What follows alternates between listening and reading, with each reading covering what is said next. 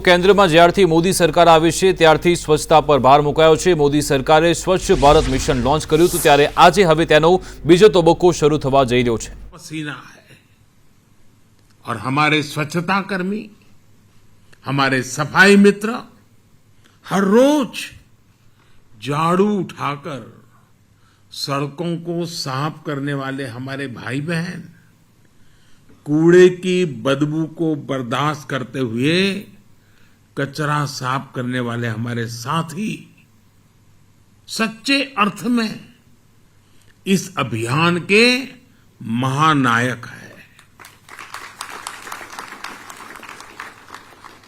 Corona के कठिन समय में उनके योगदान को देश ने करीब से देखा है, अनुभव किया है। मैं देश की इन उपलब्धियों पर हर भारतवासी को बधाई के साथ ही स्वच्छ भारत मिशन अर्बन 2.0 और अमृत 2.0 के लिए शुभकामनाएं देता हूं। और इससे सुखद ये क्या होगा कि ये नई शुरुआत आज गांधी जयंती के एक दिन पहले ही हो रही है। ये अभियान पूज्य बापू की प्रेरणा का ही परिणाम है और बापू के आदर्शों से ही सिद्धि की ओर बढ़ रहा है। आप कल्पना करिए, स्वच्छता के साथ साथ इससे हमारी माताओं बहनों के लिए कितनी सुविधा बढ़ी है। पहले ही कितनी ही महिलाएं घर से निकल नहीं पाती थी, काम पर नहीं जा पाती थी क्योंकि बाहर टॉयलेट की सुविधा ही नहीं होती थी। कितनी ही बेटियों को स्कूल में शौचालय न होने की वजह से पढ़ाई छोड़नी पड़ती थी। अब इन सब में बदलाव आ रहा है। आजादी के 75वें वर्ष में देश की इन सफलताओं को, आज के नए संकल्पों को पूज्य बापू के चरणों में अर्पित करता हूं और नमन करता हूं। साथियों, हम सभी का ये भी सौभाग्य है कि आज ये कार्यक्रम बाबा साहब को समर्पित इस इंटरनेशनल सेंटर में आयोजित हो रहा है। बाबा साहब असमानता दूर करने का बहुत बड़ा माध्यम शहरी विकास को मानते थे। बेहतर जीवन की आकांक्षा में गांवों से बहुत से लोग शहरों की तरफ आते हैं। हम जानते हैं कि उन्हें रोजगार तो मिल जाता है, लेकिन उनका जीवन स्तर गांवों से भी मुश्किल स्थिति में रहता है। ये उन पर एक तरह से दोहरी मार की तरह होता है। एक तो घर से दूर और ऊपर से ऐसी कठिन स्थिति में रहना। इस हालात को बदलने पर, इस असमानता को दूर करने पर बाबा साहब का बड़ा जोर था। स्वच्छ भारत मिशन और मिशन अमृत का अगला चरण बाबा साहब के सपनों को पूरा करने की दिशा में भी एक अहम कदम है।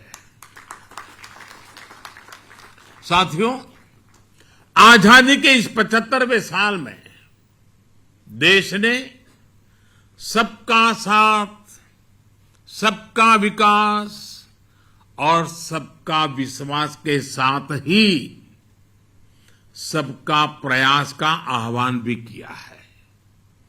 सबका प्रयास की ये भावना स्वच्छता के लिए भी उतनी ही जरूरी है। आप में से कई लोग दूर दराज के ग्रामीण इलाकों में जरूर गए होंगे। आदिवासी समाज के पारंपरिक घरों को जरूर देखा होगा।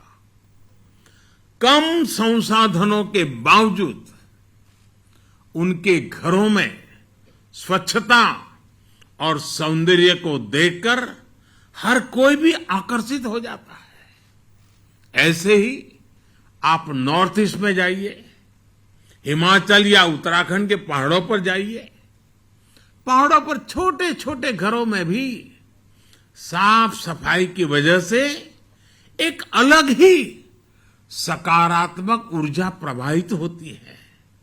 इन साथियों के साथ रहकर हम ये सीख सकते हैं कि स्वच्छता और सुख का कितना गहरा संबंध होता है। इसलिए जब मैं गुजरात का मुख्यमंत्री बना और प्रगति के लिए पर्यटन की संभावनाओं को निखारना शुरू किया, तो सबसे बड़ा फोकस स्वच्छता और इस प्रयास में सभी को जोड़ने पर किया गया। निर्मल गुजरात अभियान जब जन आंदोलन बना तो उसके बहुत अच्छे परिणाम भी मिले। इससे गुजरात को नई पहचान तो मिली ही, राज्य में पर्यटन भी बढ़ा। भाई और बहनों, जन आंदोलन की ये भावना स्वच्छ भारत मिशन की सफलता का आधार है। पहले शहरों में कचरा सड़कों पर होता था, गलियों में होता था, लेकिन अब घरों से न केवल वेस्ट कलेक्शन पर बल दिया जा रहा है, बल्कि वेस्ट सेग्रीगेशन पर भी जोर है। बहुत से घरों में अब हम देखते हैं कि लोग गीले और सूखे कूड़े के लिए अलग अलग डस्टबिन रख रहे हैं। घर ही नहीं, घर के बाहर भी अगर कहीं गंदगी दिखती है तो लोग स्वच्छता ऐप से उसे रिपोर्ट करते हैं, दूसरे लोगों को जागरूक भी करते हैं।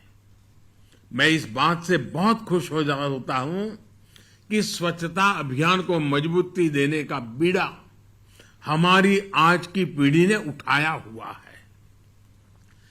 टॉफी के रैपर अब जमीन पर नहीं फेंके जाते हैं, बल्कि पॉकेट में रखे जाते हैं।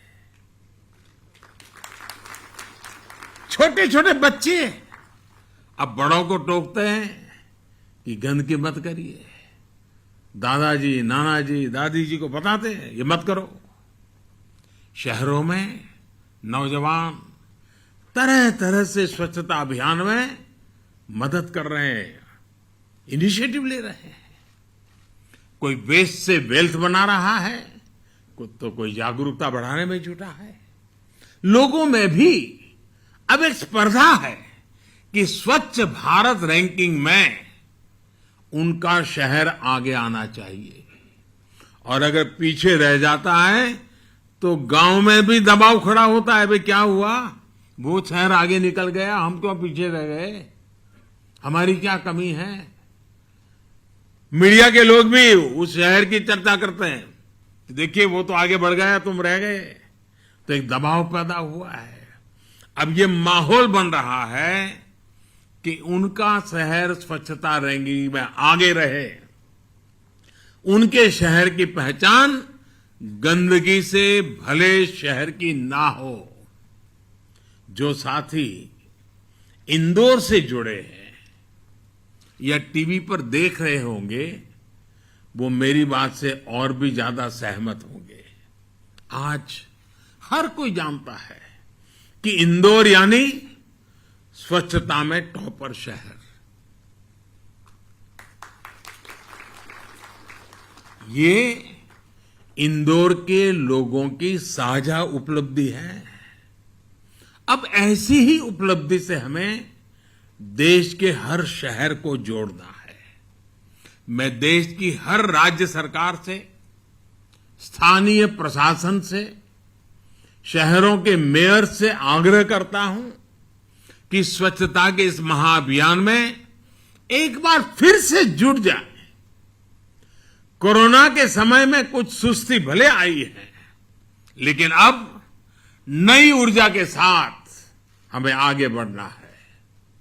हमें ये याद रखना है कि स्वच्छता एक दिन का, एक पखवाड़े का, एक साल का या कुछ लोगों का ही काम है, ऐसा नहीं है।